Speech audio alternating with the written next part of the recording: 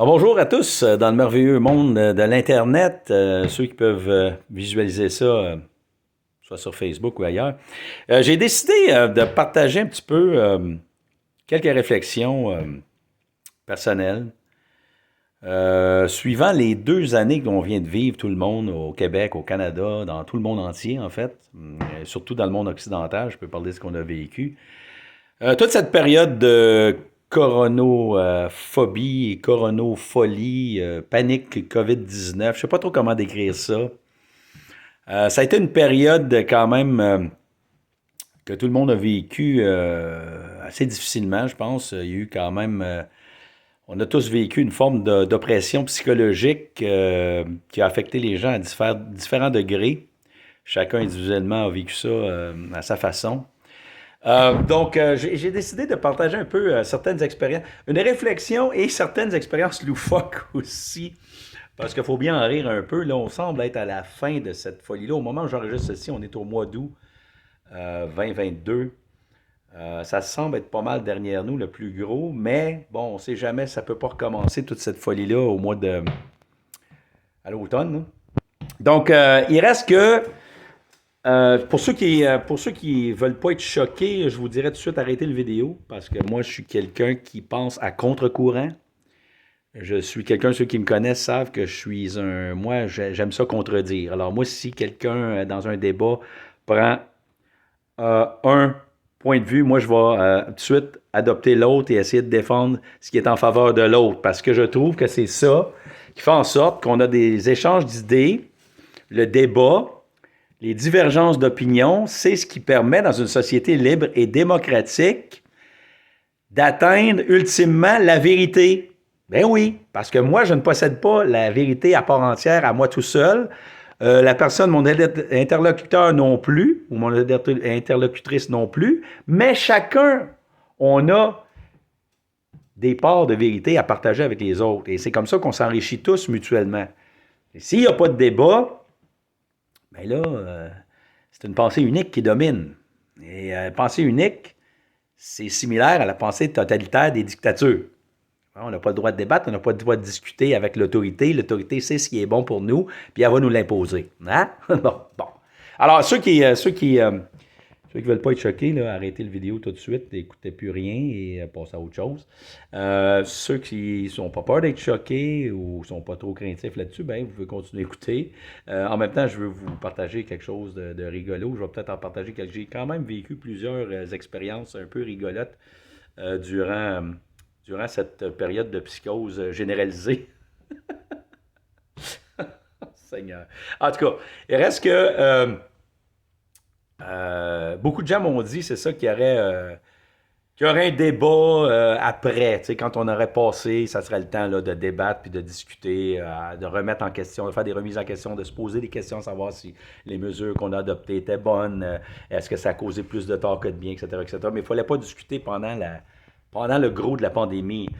Puis là, on est après, puis je vois pas beaucoup de discussions, je vois pas beaucoup de débats, je regarde des médias mainstream, il ne semble pas avoir beaucoup de remises en question. En tout cas, je trouve ça un petit peu inquiétant dans une société démocratique, encore une fois, qu'il n'y ait pas plus de discussion que ça. Mais en tout cas, bon. Donc, ceci dit, moi, mon approche de tout ce qui vient de se vivre est complètement différente de ce que je pense que la majeure partie des gens pensent. Comme je vous dis, moi, j'ai pas la même philosophie de vie que les gens en général. J'écoute pas la même musique que les gens en général. J'écoute pas le même genre de film. J'ai une approche un peu différente, un regard un peu différent de la vie que monsieur, madame, tout le monde. Donc, je veux pas provoquer personne ici là, qui veulent pas se faire, qui ont peur de souffrir s'ils entendent des opinions différentes. Donc, c'est pour ça que je vous dis encore une fois, n'écoutez plus cette vidéo, passez à autre chose si vous voulez pas être choqué. Bon, alors ceci dit, euh, je veux juste partager une petite expérience loufoque, mais même ça peut choquer certaines personnes. Mais en tout cas, je la partage quand même. Et plus tard, je vais revenir avec une autre vidéo où là, je vais faire quelque chose de plus sérieux et je veux poser des questions auquel j'ai jamais obtenu de réponse depuis les tout débuts de cette pandémie-là. J'ai même écrit à notre ministre ici, représentant de la région de l'Outaouais. J'ai envoyé une cinquantaine d'emails. J'ai toujours eu des accusés de réception, mais j'ai jamais eu une seule ébauche même de réponse. Et ces questions-là, je pense, tiennent toujours, valent toujours, et aucun politicien n'y a répondu. Alors, j'en parlerai ça dans une autre vidéo. Mais là, la chose que je veux raconter, c'est ceci, c'est celle-ci. On doit être au mois de juin 2020. On venait de commencer l'imposition du masque au Québec. Et puis, il y avait les fameuses flèches aussi qu'il fallait suivre par terre dans les les magasins grande surface, là. Vous vous souvenez de ça? Et puis là, je suis dans le plus gros Walmart de la région ici à Gatineau. Et j'avance dans une allée à contresens de la flèche. Je ne suis pas dans le sens de la flèche, OK? Et là, il y a une dame qui arrive dans l'autre sens. Elle est dans le bon sens de la flèche. Là, elle me voit, là. Puis là, elle fige dans le milieu de l'allée, puis elle m'interpelle. Elle dit, « Monsieur, vous êtes à contresens de la flèche. Je vais vous demander de virer de bord, de faire le tour et de revenir dans le même sens que moi. » Je dis, « Non, madame. Non, madame, là. On peut mettre au moins 6 carrosses de largeur, là, tellement que l'allée où on était large et on était tout seul dans cette allée-là. Je vais me tasser à l'extrême gauche, là, madame, à l'extrême droite, et vous allez être à l'extrême gauche et on va juste passer à côté de l'autre. En plus, j'ai dit, madame, on a des masques dans le visage, là. Avec les dangers que je vous infecte en passant à côté de vous, là, avec mon carrosse, là, quand même assez limité. Elle me regarde et elle dit « Non, non, non, vous passerez pas, monsieur. » Et elle prend son carrosse et violemment, elle le place devant le mien et elle fonce dans le mien en me bloquant le chemin. Là, pour me bloquer le passage. J'ai dit « Ça se peut pas, ça se peut pas. » Oh mon Dieu. J'ai dit « Mais madame, j'ai dit là, vous venez de vous approcher en plus de moi. Là, on aurait pu passer un à côté de l'autre. Là, puis... Mais là, vous venez vous approcher de moi, là, vous ne trouvez pas que vous prenez des chances, des risques encore plus grands là, de vous infecter? Je soigne peut-être du COVID-19, moi là, madame. Elle dit, monsieur, vous ne passerez pas, il n'y en a pas question. J'ai dit, madame, moi j'ai tout le temps, j'ai dit, moi je ne suis pas pressé, j'ai dit, je peux même, si vous voulez discuter longuement de la situation et du sujet, moi ça m'intéresse, j'aime ça parler, je vais enlever mon masque pour pas avoir une discussion sans masque, à masque découvert.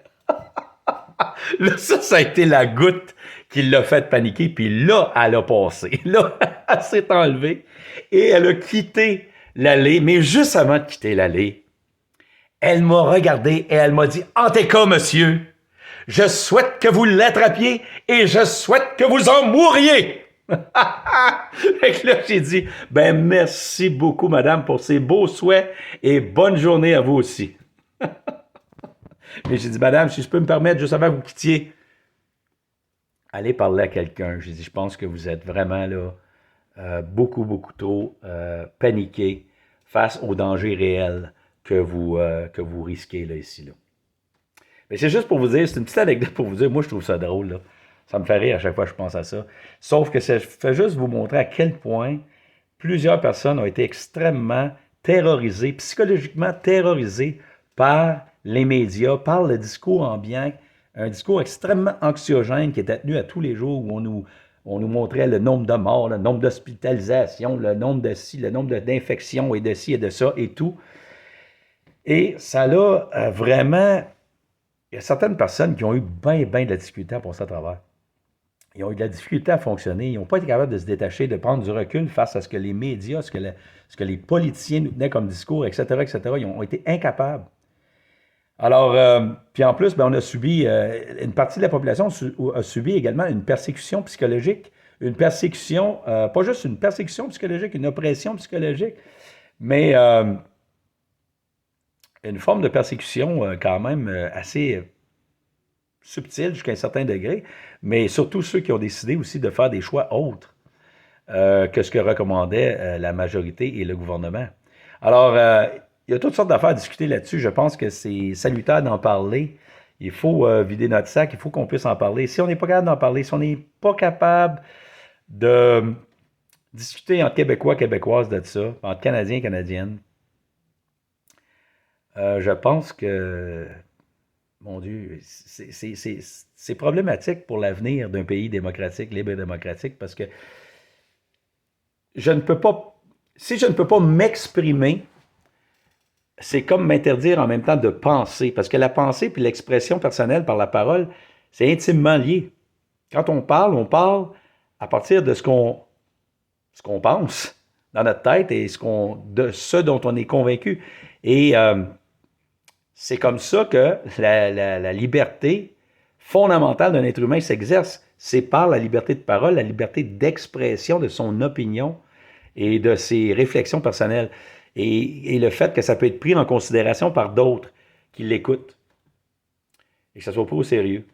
Alors, si on n'a pas ça, si on n'est pas capable de faire ça, ben c'est assez inquiétant. En tout cas, c'est ce que je voulais vous partager pour l'instant. J'aurai peut-être quelques autres petites capsules vidéo un peu plus sérieuses, ceux-là, et d'autres incidents aussi loufoques que j'aimerais raconter. Quand même, il y en a eu quelques-uns. Alors, je vous laisse là-dessus. Salutations.